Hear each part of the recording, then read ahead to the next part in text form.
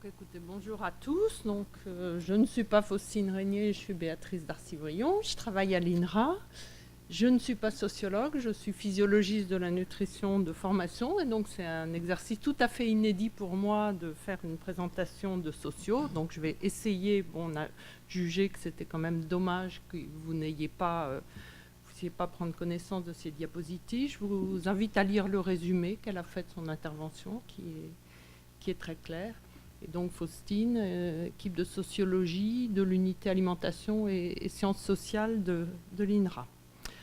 Donc l'objectif, c'est de voir ces aspects liés à l'utilisation des technologies de l'information et de la communication en alimentation et santé, les enjeux, les usages, les questions, à la fois en termes d'impact par rapport à la santé et les aspects sociaux.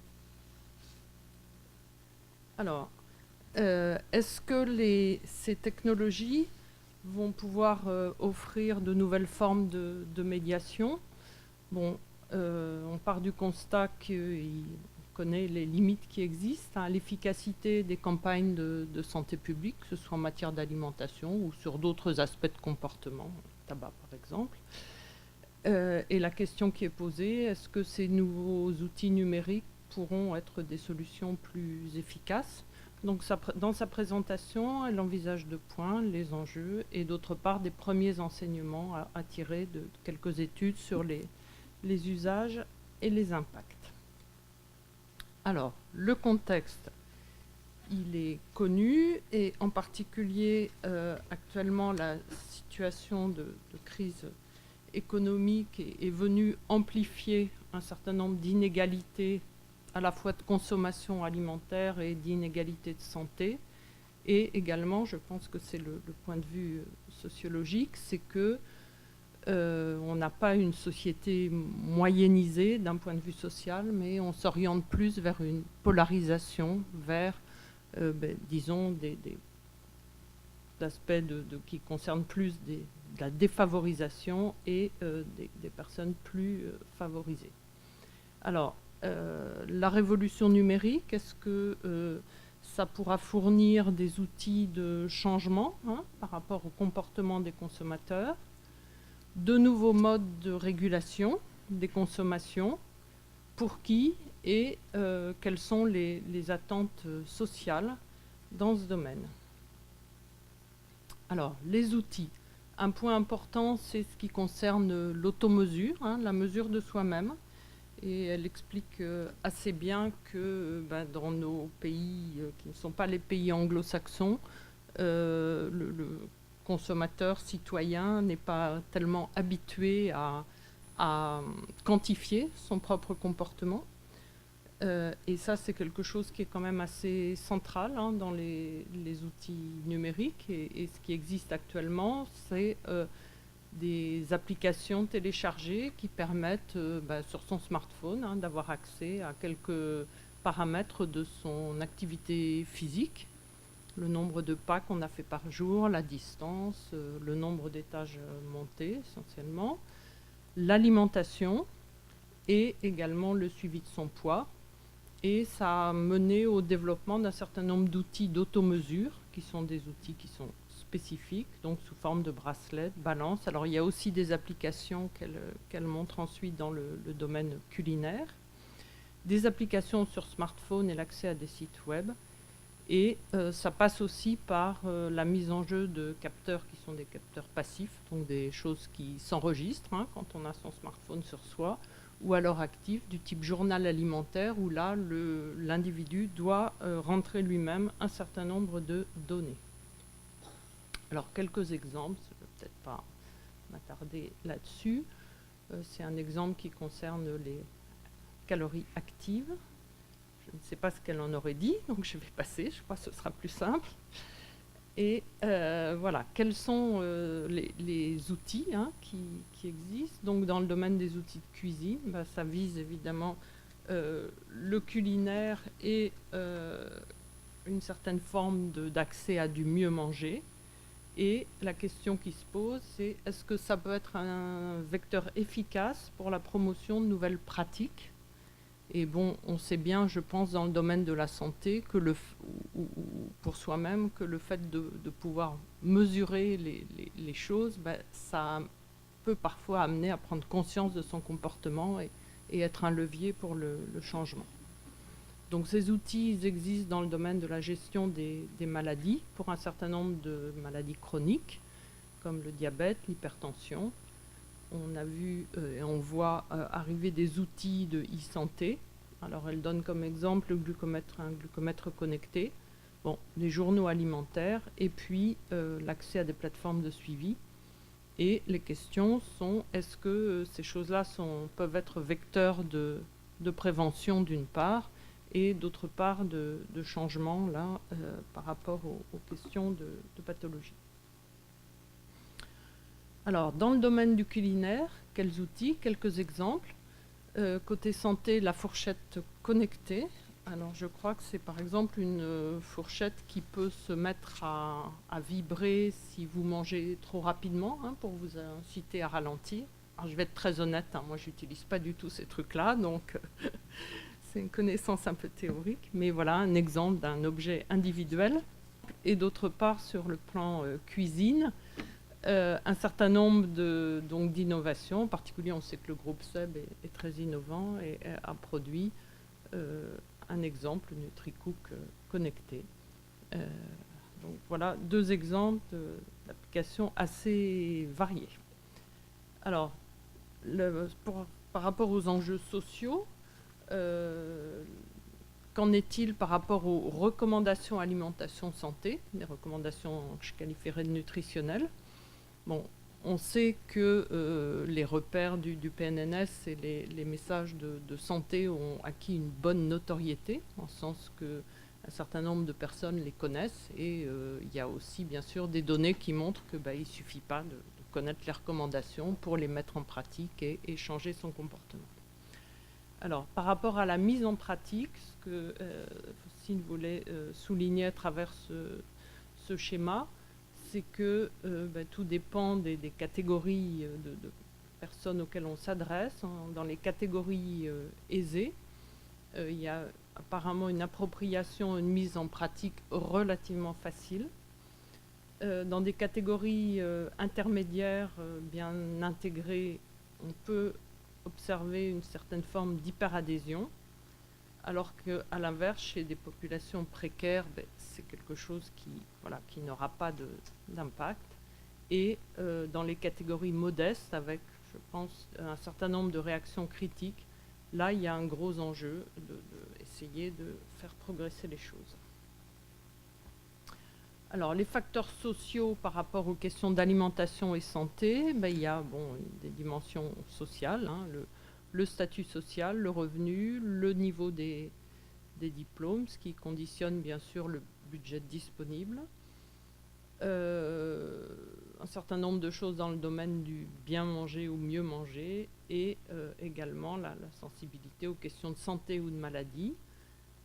Autre facteur dans ce domaine, le sexe. Hein, les femmes sont en général les études montrent qu'elles sont plus, disons, sensibles aux liens qui existent entre alimentation et santé. Et d'autre part, l'intégration sociale.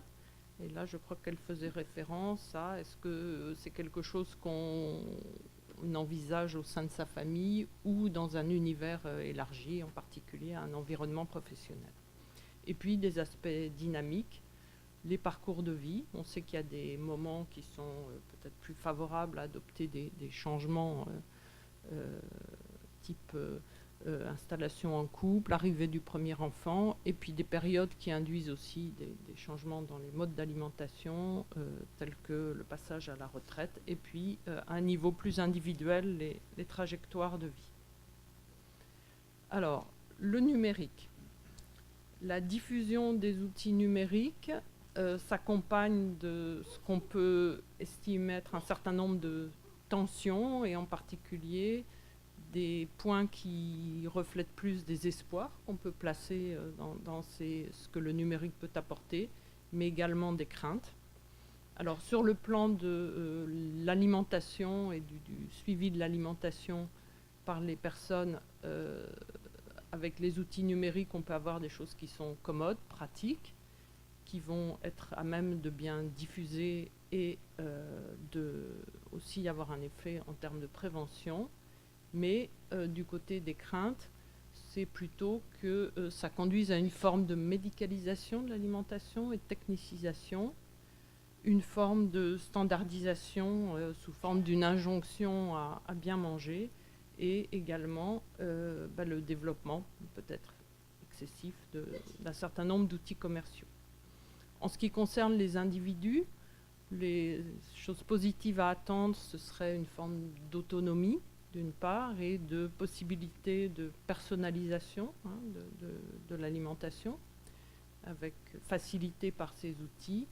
Mais sur le volet des craintes, c'est plutôt le fait d'avoir une peur d'être surveillé, et d'autre part de responsabilisation, dans le sens de, voilà, les gens se sentent trop responsables, enfin, excès de responsabilisation. Et puis, au niveau plus global, sociétal, on peut espérer une réduction des inégalités, mais à l'inverse. Et il y a une diapositive un peu plus loin où vous verrez aborder la question de la fracture numérique. C'est est-ce qu'on ne va pas, au contraire, augmenter les inégalités.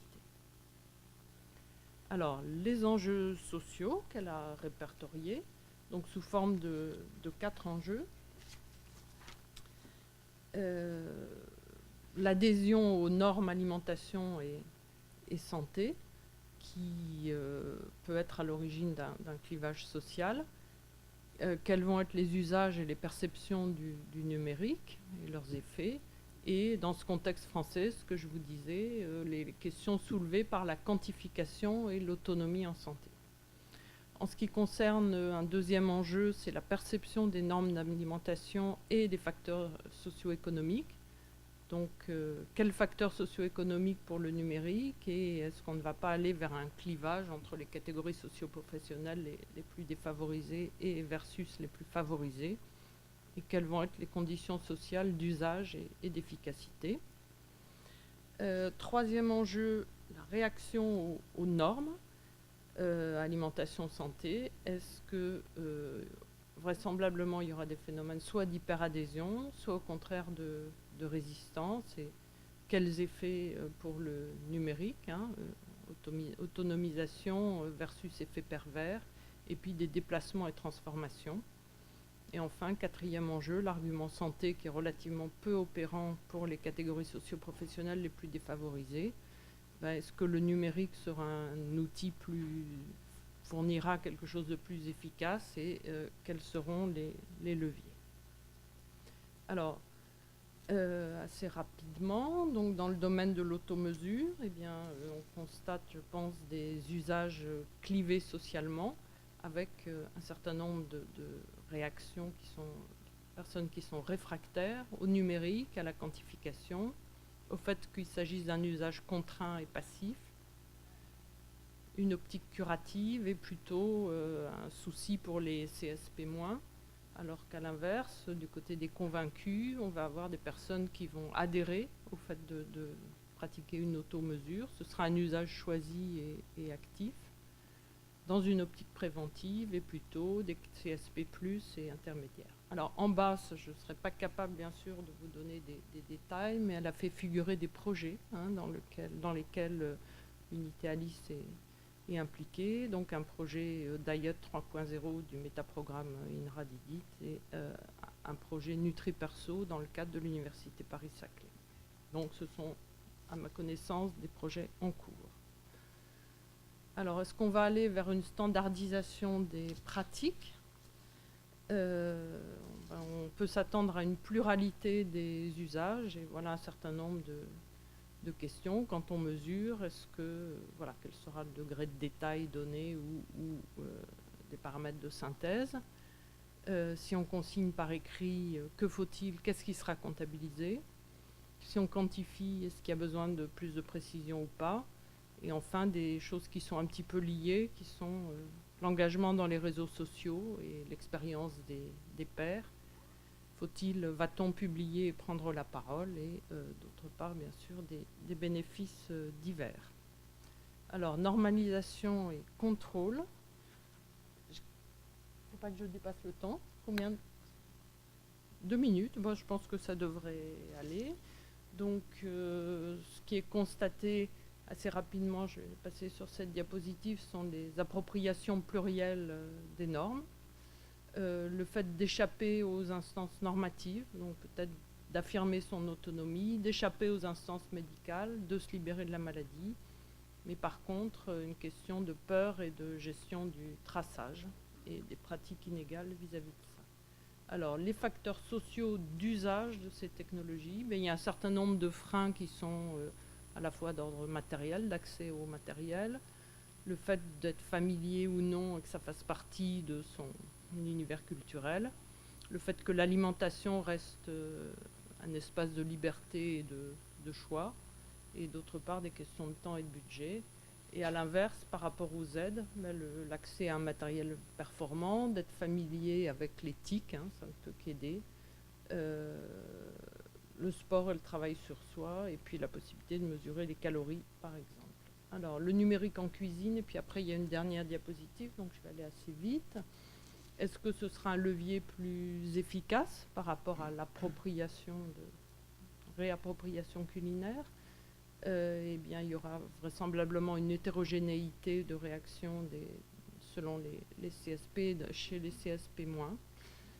Voilà un certain nombre de points. Et si je comprends bien, ça fait l'objet d'un projet actuellement qui s'appelle Facilite for All. Et enfin, dernière diapositive, qui est donc quelque chose qui se veut être un premier bilan par rapport aux enjeux qu'elle a posés au départ, qui sont par rapport aux usages, des usages divers et des appropriations plurielles, mais globalement ni standardisation ni normalisation.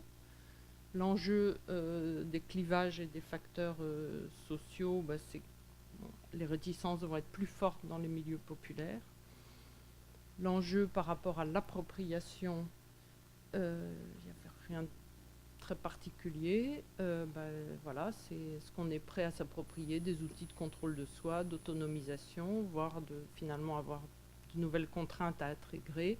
Et enfin, l'enjeu par rapport aux inégalités, c'est le problème, c'est la distance au numérique des CSP-. Et est-ce qu'on ne va pas aller vers une fracture numérique, une marginalisation d'une partie des CSP-?